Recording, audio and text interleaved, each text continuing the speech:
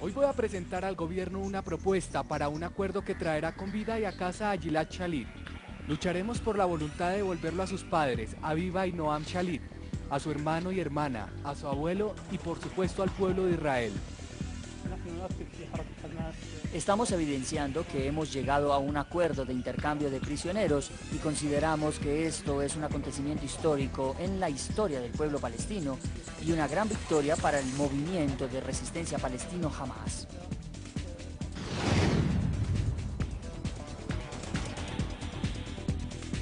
Estamos en vivo, son las 7:03 p.m. en la ciudad de Los Ángeles y suma la noticia debate con Marcos Pekel, Enrique Ibáñez, Daniel Jadwe y Julián Schlimmerman. Caballeros, bienvenidos. Es un verdadero placer tenerlos esta noche para debatir.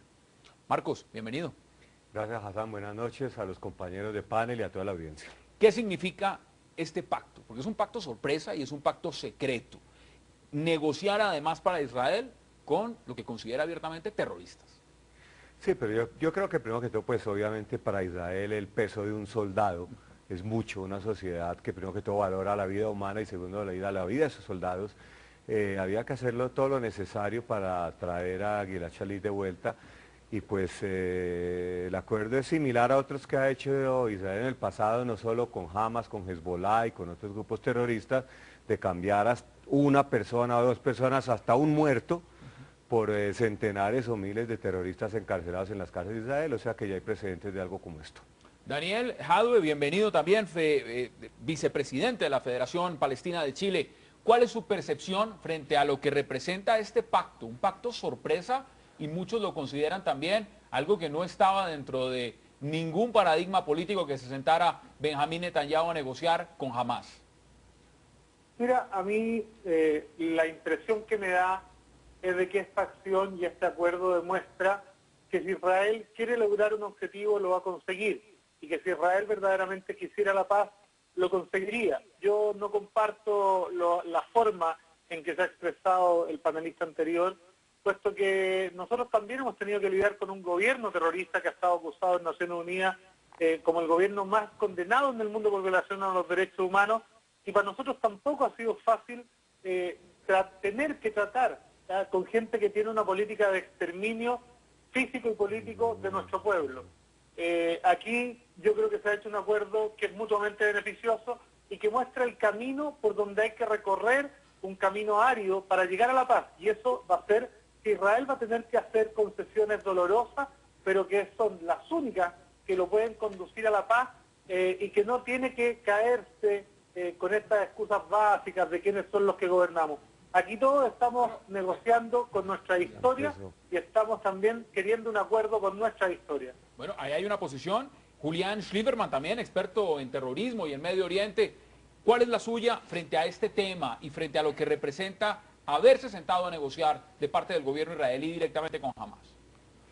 Bueno, ciertamente hay un elemento político muy importante, muy inédito y que marca un precedente, por supuesto, pero no es la primera vez que en la historia de la lucha antiterrorista Israel ha negociado con agrupaciones terroristas para obtener la liberación de soldados cautivos o rehenes, si bien ha sido excepcional.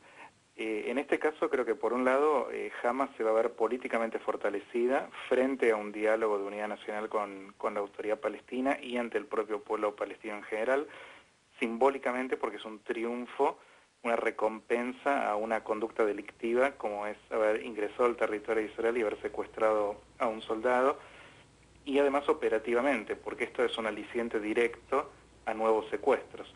Por su parte, del lado de Israel, es un triunfo moral que haya logrado regresar a casa a un soldado cautivo. Hay que recordar que Israel manda a toda su población al servicio militar y el Estado toma un compromiso moral con cada uno de ellos.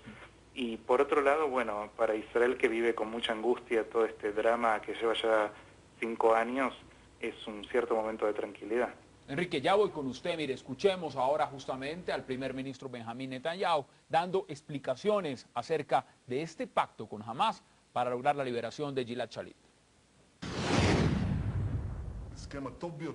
Creo que hemos llegado al mejor acuerdo que era posible llegar en este momento, en un tiempo de tormentas que sacuden el Medio Oriente. No sé si en un futuro próximo se nos permitirá lograr un mejor trato o una oferta completa. Es posible que esta ventana de oportunidad se creara debido a las circunstancias de la época. Es muy posible que esta ventana de oportunidad se pueda cerrar. Enrique, bienvenido. Gracias. ¿Se puede decir que es un triunfo de Hamás? Para mí sí, es un triunfo de Hamás y quizás extendido a todos los palestinos. Hay que tener en cuenta que Hamás es quien tiene el poder en Gaza, pero es Fatah y la autoridad palestina la que tiene el poder limitado en Cisjordania. Para mí, sin lugar a dudas, es más triunfo de Hamás, es más triunfo de los palestinos que de Israel. Entiendo que el gobierno israelí, y sobre todo Benjamín Netanyahu, pues ha tenido que ceder un poco primero a las presiones continuas de su propia sociedad, de su propio pueblo israelí, para hacer todo lo posible por la liberación de este soldado de Galil. Y, en segundo lugar, es que probablemente Netanyahu tampoco vea demasiado clara su posición en el entorno mundial ahora mismo, después de la ¿Se lo ve más acorralado, Enrique? ¿Lo ve, digamos, frente a lo que ha pasado con Fatah? O sea, no tanto como acorralado, pero un poco yo creo que sí ha tenido que tener en cuenta... Marcos, ¿usted está de acuerdo con lo que dice Enrique? No, yo hay una cosa que quiero decir, sí es un triunfo de Hamás, pero es una derrota de la autoridad palestina, y lo que este acuerdo muestra es la profundización de la división al interior del pueblo palestino entre Hamás y Fatah. Ahorita que Mahmoud Abbas, y yo no estoy de acuerdo con la introducción que se hizo, que había logrado grandes triunfos en la ONU, creo que no ha logrado ningún triunfo, pero esto ahonda más la división, le da fuerza a Hamás en un momento donde Fatah estaba logrando el protagonismo, y muestra más la división fuerte que se está dando al interior de los palestinos, que termina no siendo en su conjunto los ganadores en esto, sino se muestra una vez más que los palestinos tienen dos liderazgos, cada uno funciona por su lado, y que al momento de una negociación de paz eso va a presentar Marcos, graves problemas. ¿Cómo ve usted lo que está diciendo, por ejemplo, hoy Abbas, recién llegado a Caracas, diciendo que se logró esa negociación, hablando prácticamente en función de Fatah, pero hablando también en función de la Autoridad Nacional Palestina, como si esto fuera un acuerdo que se hubiera logrado a través de ellos? Cuando se hizo fue directamente con Hamás. Yo creo que Abbas no tenía alternativa sino aprobar el acuerdo, no aprobarlo, porque él no tuvo nada que ver. Yo creo que Abbas hubiera podido liberar a Shalit, pues no podía, eso no estaba en sus manos, pero una vez el acuerdo se hace público, pues Abbas no lo puede rechazar, al revés, tiene que aceptarlo, pero él entiende que en un momento donde él estaba buscando protagonismo, paseando por el mundo, y no evadiendo el proceso de negociación, le aparece Hamás con esta victoria, entre otras, y muestra una vez más que los palestinos tienen doble liderazgo, que están divididos y que cada grupo hace lo que quiere. Ya le voy a preguntar a Daniel qué opina. Veamos justamente qué dijo Abbas hoy en Caracas. Hoy tuvimos el acuerdo con Israel que se va a poner en libertad el soldado israelí a cambio de cerca de 1000 prisioneros palestinos, a quienes se les va a dar libertad en 2 etapas. Daniel, adelante. Mira, Hassan, yo estoy sorprendido de que cada cual de los panelistas quiera ver lo que quiere ver. La verdad que en Israel no solo hay hay 5 liderazgos, hay 10 liderazgos, hay gente que le está pidiendo a Sharon que negocie, y hay 3 que tienen secuestrados, que son ultra radicales, que quieren asesinar a todos los palestinos, que le impiden llegar a las negociaciones. Yo me río de los argumentos, puesto que hay que recordar que más del 80% de los palestinos que están secuestrados en las cárceles israelíes, entre ellos muchos diputados electos democráticamente en elecciones democráticas en los territorios palestinos, no han tenido jamás juicio previo y han sido secuestrados también en territorios en donde nosotros los palestinos no reconocemos atribuciones al sistema judicial israelí para agredir a nuestro pueblo, y sin embargo ellos hacen actos unilaterales. Yo creo que aquí lo que estamos demostrando y lo que este acuerdo demuestra es la situación de absoluta debilidad que el actual Daniel, usted incluye, por ejemplo, en esos que está mencionando, ¿usted incluye a Marwan Barghouti? Pero por supuesto, han sido efectivamente, no han tenido juicio justo, no han tenido derecho a debido proceso. Ahmad Sadat fue secuestrado desde una cárcel palestina, ¿ya? Y los diputados palestinos que siguen prisioneros fueron secuestrados desde el Parlamento. Julián, ¿usted qué dice frente a lo que está diciendo Daniel Jadwe? Bueno, me parece disparatada la comparación que está haciendo. Estamos hablando de una democracia combatiendo grupos terroristas que se ve forzada por momentos a tomar decisiones que pueden ser un poco extremas, pero bajo ningún punto de vista es una vulneración de la ley internacional o de la ética más básica. Digamos, y por otro lado tenemos una agrupación terrorista que ingresó al territorio israelí y secuestró a un soldado, es decir, es incomparable. Lo que resulta el ejército claro israelí entra todos los días a territorio palestino y secuestra gente. Espere, no entra y secuestra a nadie, esto es una fantasía no, suya. Entra y secuestra gente. Y de todos modos, permítame terminar de hablar, yo no lo interrumpí. Básicamente lo que estamos hablando, insisto, niños menores de 15 años. Pero, digámoslo claramente, imaginemos por un instante para sacarlo de este menores de 15 años secuestrados, sin juicio. Hay una posición importante, Enrique, y es dentro del marco también de lo que ha dicho Daniel.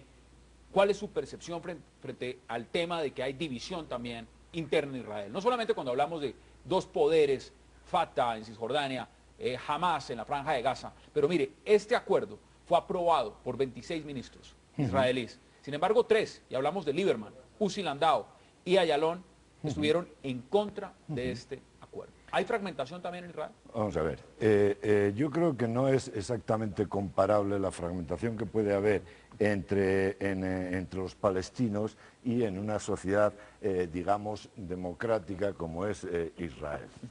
Vamos a asentarnos en eso. Daniel se está riendo. Me da igual que se ría. Claro, es que lo único que yo creen que respeto Israel es mucho la democrático risa son los y el sionistas. mal humor de la gente, pero si me preguntan a mí, pues quiero explicarme, simplemente, aunque no esté de acuerdo con unos, otros no estén de acuerdo con mi posición.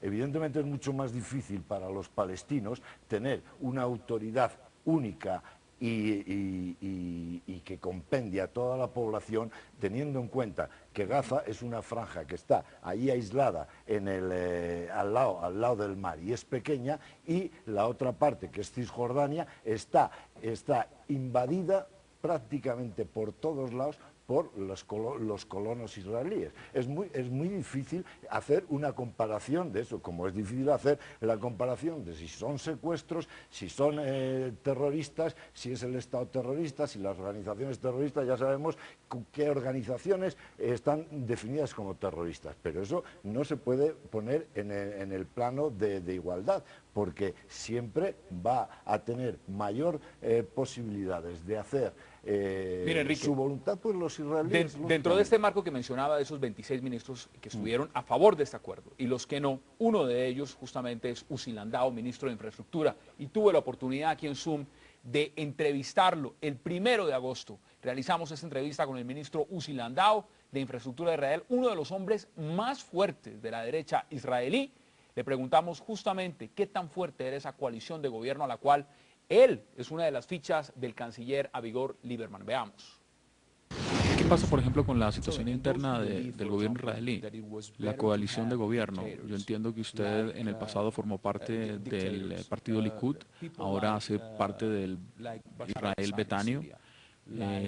Hay una gran diferencia entre esos dos partidos y sobre todo en la situación proceso de paz. ¿Cree usted que esa coalición de gobierno está temblando? Yo creo que en la última década esta es tal vez la más sólida coalición que hemos tenido. En una democracia hay desacuerdos. En Israel obviamente tenemos desacuerdos políticos y desacuerdos ideológicos. Pero este gobierno sabía hace 2 años, cuando entramos a la oficina, que había 3 problemas que debíamos de tener. Uno era, por supuesto, el problema económico internacional. El segundo tenía que ver con los problemas internos, el problema del uranio. Y el tercero tenía que ver con el proceso de paz. Y todos sentíamos la responsabilidad tremenda que teníamos, que hace que el gobierno se mantenga junto a pesar de las dificultades.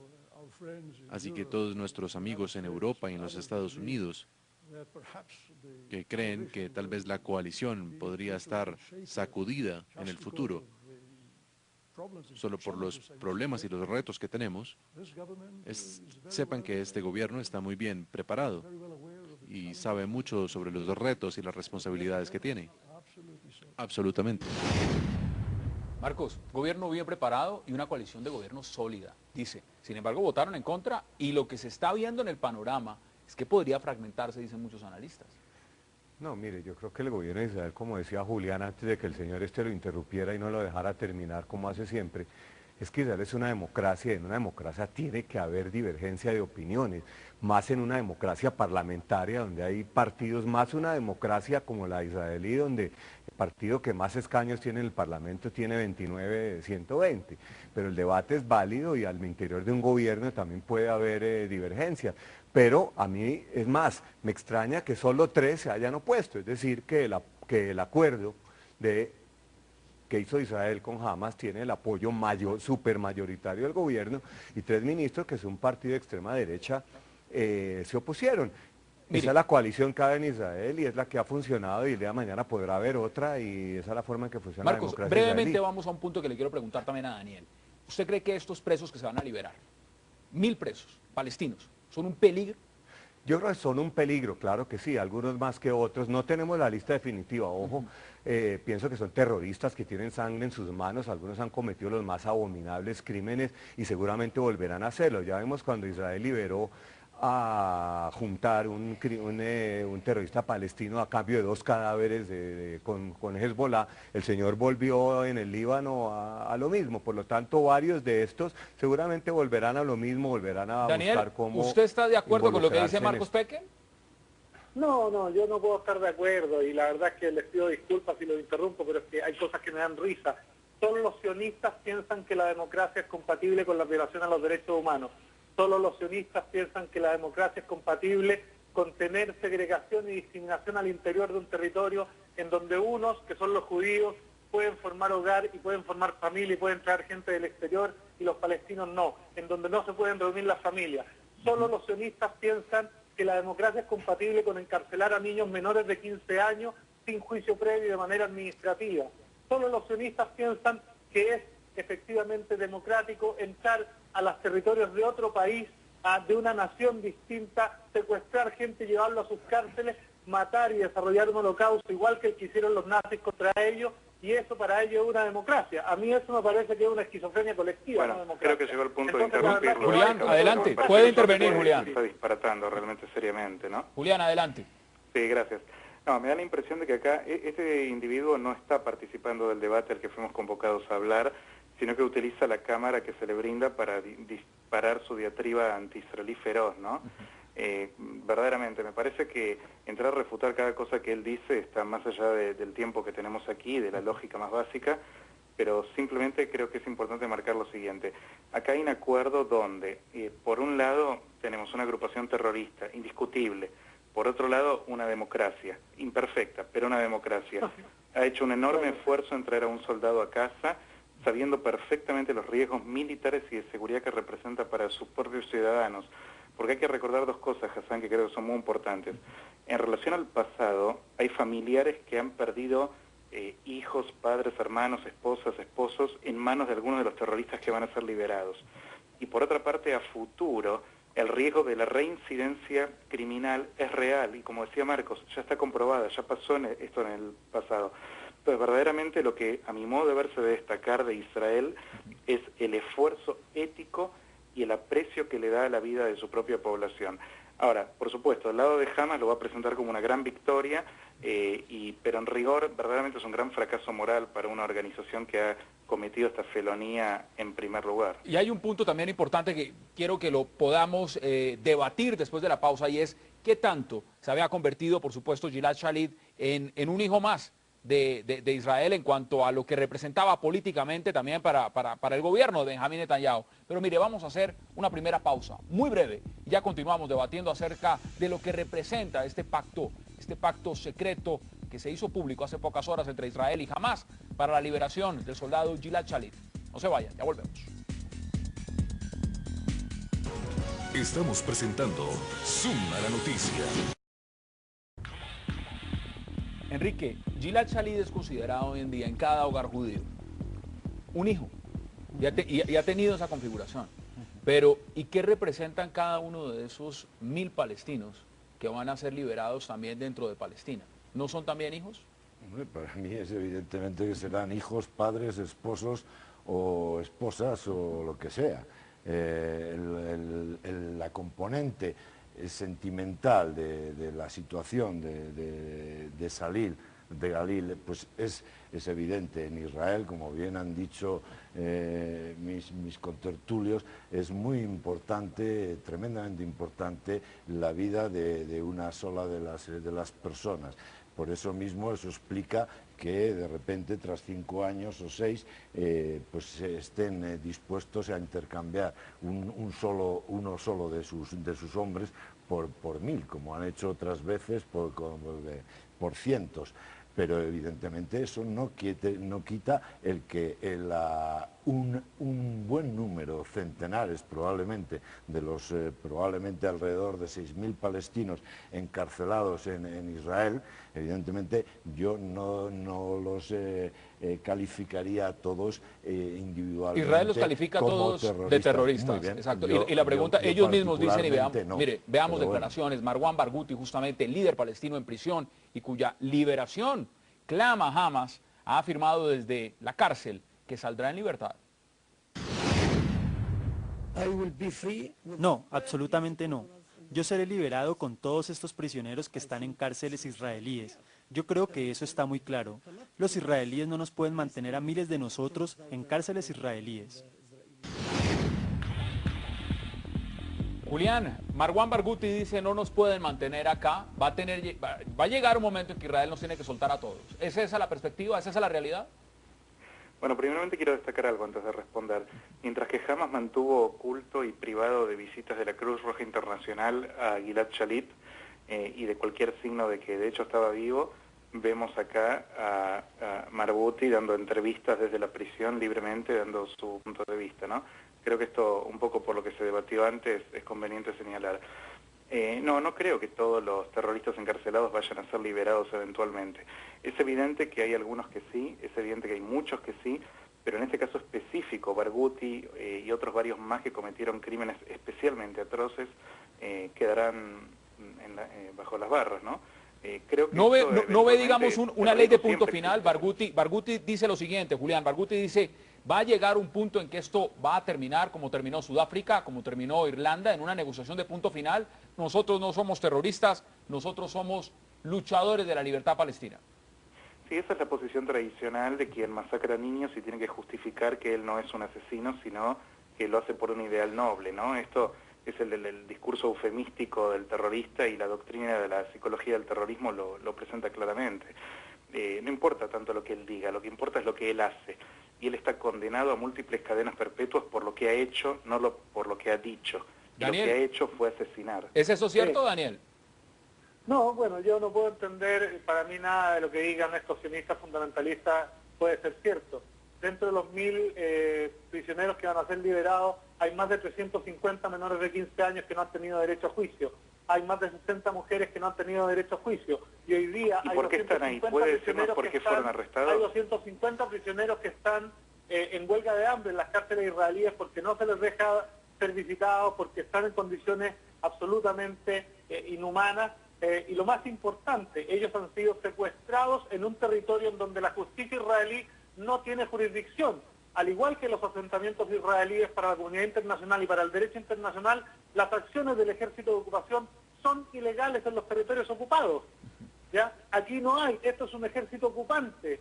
Gilad Shalit no es un héroe, es un ocupante, es una potencia extranjera, ¿no? Marcos, ¿es un ocupante? En la última invasión a Gaza, les quiero recordar que más del 50% de los civiles asesinados por la invasión israelí eran menores de 15 años y no eran combatientes ni de Hamas ni nada. Yo soy ateo, no soy nada cercano a Hamas, soy un hombre de izquierda, pero la verdad que el terrorismo me molesta de todas partes. A mí me sorprende que a los sionistas solo les moleste el terrorismo ajeno y no el terrorismo de Estado que vienen desarrollando. Daniel, permítame darle la palabra a Marcos Becker. Marcos, adelante. Gilad Shalit fue secuestrado en territorio de Israel por unos infiltrados que entraron desde Gaza, mataron a 2 soldados y se lo llevaron. Todos los días Eso bajo la ley internacional, bajo cualquier ley, es un secuestro. Por otro lado, el que tiene prisionero a la población de Gaza es Hamas. Hamas tiene prisionero a 1,5 millones de palestinos en Gaza, se apertrecha en hospitales, en escuelas y desde ahí lanza cohetes a la población de Israel. Por lo tanto, el que tiene prisionero a la población de Gaza es Hamas, un movimiento terrorista reconocido así por la mayoría de los países del mundo, y ese es el problema de Gaza. Bueno, quiero que empecemos a concluir, Enrique, este debate sobre esta pregunta. Este pacto que ya se hizo público, que evidentemente va a poner en libertad a Gilad Shalit, como lo espera la gran mayoría de la población, y por supuesto en Palestina esperan también la liberación de estos 1.000 presos. ¿Va a cambiar en algo la percepción de Benjamín Netanyahu, por ejemplo? ¿Necesita en este momento Benjamín Netanyahu un triunfo de esta dimensión frente a lo que está ocurriendo con la diplomacia palestina y lo que está haciendo Mahmoud Abbas a través del mundo de sus viajes y de lo que está pidiendo el reconocimiento palestino? Yo no creo que vaya a cambiar mucho la percepción. Quiero entender en Israel acerca de Benjamín Netanyahu.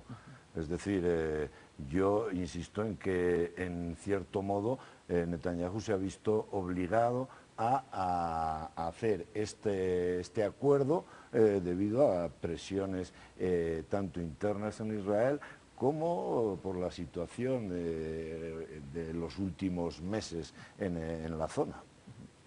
Marcos, brevemente para concluir también este debate. Sí, yo no creo que Netanyahu esté contra la pared, como han dicho acá. Yo creo que Netanyahu es un político sagaz, un político que tiene una coalición fuerte, y pienso que el acuerdo lo hace en un momento importante. Traer un soldado de vuelta a Israel es muy importante, un soldado con vida, más importante aún, y como digo, como resultado, como un producto de este acuerdo, pues se ve la profundización de la división al interior de los palestinos, y en eso Netanyahu puede haber logrado un punto. Daniel Jadwe, también para concluir brevemente en unos 20-25 segundos. Solo decir que yo espero que esto sea una muestra de lo que hay que hacer para lograr la paz. Israel tiene que abandonar los territorios palestinos ocupados, tiene que liberar a los presos palestinos y tiene que dejar de entenderse a sí mismo como centro del mundo. Los palestinos también tenemos los mismos derechos que los israelíes, y es lo que le estamos pidiendo a la comunidad internacional.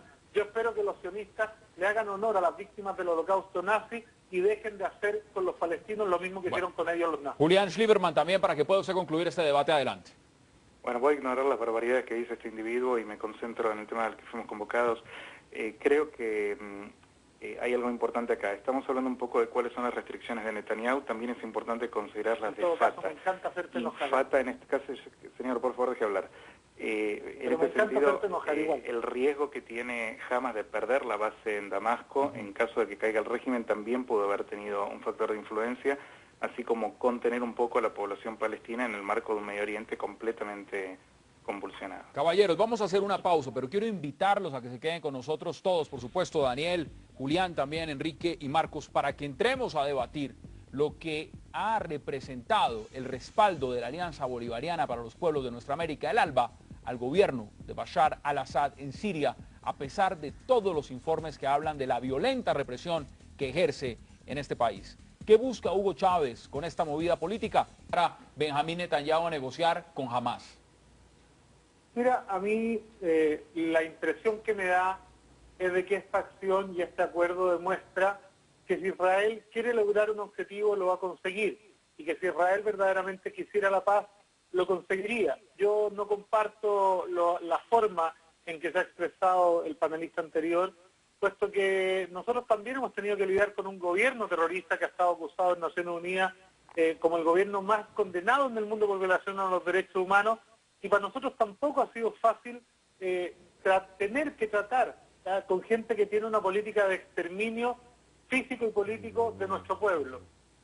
Aquí yo creo que se ha hecho un acuerdo que es mutuamente beneficioso y que muestra el camino por donde hay que recorrer, un camino árido para llegar a la paz, y eso va a ser que Israel va a tener que hacer concesiones dolorosas, pero que son las únicas.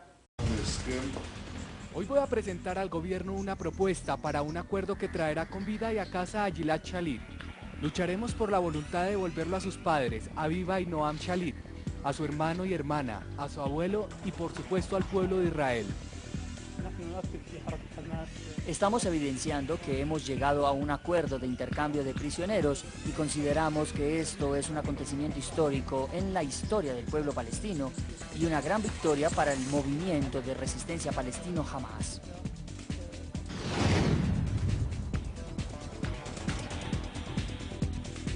Estamos en vivo, son las 7:03 p.m. en la ciudad de Los Ángeles y suma la noticia debate con Marcos Pekel, Enrique Ibáñez, Daniel Jadwe y Julián Schlimmerman. Caballeros, bienvenidos. Es un verdadero placer tenerlos esta noche para debatir. Marcos, bienvenido. Gracias, Hassan. Buenas noches a los compañeros de panel y a toda la audiencia. ¿Qué significa este pacto? Porque es un pacto sorpresa y es un pacto secreto. Negociar además para Israel con lo que considera abiertamente terroristas. Sí, pero yo creo que primero que todo, pues obviamente para Israel el peso de un soldado es mucho. Una sociedad que primero que todo valora la vida humana y segundo la vida de sus soldados. Había que hacerlo todo lo necesario para traer a Gilad Shalit de vuelta y pues el acuerdo es similar a otros que ha hecho Israel en el pasado, no solo con Hamas, con Hezbollah y con otros grupos terroristas, de cambiar a una persona o dos personas hasta un muerto por centenares o miles de terroristas encarcelados en las cárceles de Israel, o sea que ya hay precedentes de algo como esto. Daniel Jadwe, bienvenido también, vicepresidente de la Federación Palestina de Chile. ¿Cuál es su percepción frente a lo que representa este pacto? Un pacto sorpresa y muchos lo consideran también algo que no estaba dentro de ningún paradigma político que se sentara. Que lo pueden conducir a la paz y que no tiene que caerse con estas excusas básicas de quiénes son los que gobernamos. Aquí todos estamos negociando con nuestra historia y estamos también queriendo un acuerdo con nuestra historia. Bueno, ahí hay una posición. Julián Schlimmerman también, experto en terrorismo y en Medio Oriente. ¿Cuál es la suya frente a este tema y frente a lo que representa haberse sentado a negociar de parte del gobierno israelí directamente con Hamas? Bueno, ciertamente hay un elemento político muy importante, muy inédito y que marca un precedente, por supuesto, pero no es la primera vez que en la historia de la lucha antiterrorista Israel ha negociado con agrupaciones terroristas para obtener la liberación de soldados cautivos o rehenes, si bien ha sido excepcional. En este caso creo que por un lado Hamas se va a ver políticamente fortalecida frente a un diálogo de unidad nacional con la autoridad palestina y ante el propio pueblo palestino en general, simbólicamente porque es un triunfo, una recompensa a una conducta delictiva como es haber ingresado al territorio de Israel y haber secuestrado a un soldado, y además operativamente porque esto es un aliciente directo a nuevos secuestros. Por su parte, del lado de Israel, es un triunfo moral que haya logrado regresar a casa a un soldado cautivo. Hay que recordar que Israel manda a toda su población al servicio militar y el Estado toma un compromiso moral con cada uno de ellos. Y por otro lado, bueno, para Israel, que vive con mucha angustia todo este drama que lleva ya 5 años, es un cierto momento de tranquilidad. Enrique, ya voy con usted. Mire, escuchemos ahora justamente al primer ministro Benjamín Netanyahu dando explicaciones acerca de este pacto con Hamas para lograr la liberación de Gilad Shalit. Creo que hemos llegado al mejor acuerdo que era posible llegar en este momento, en un tiempo de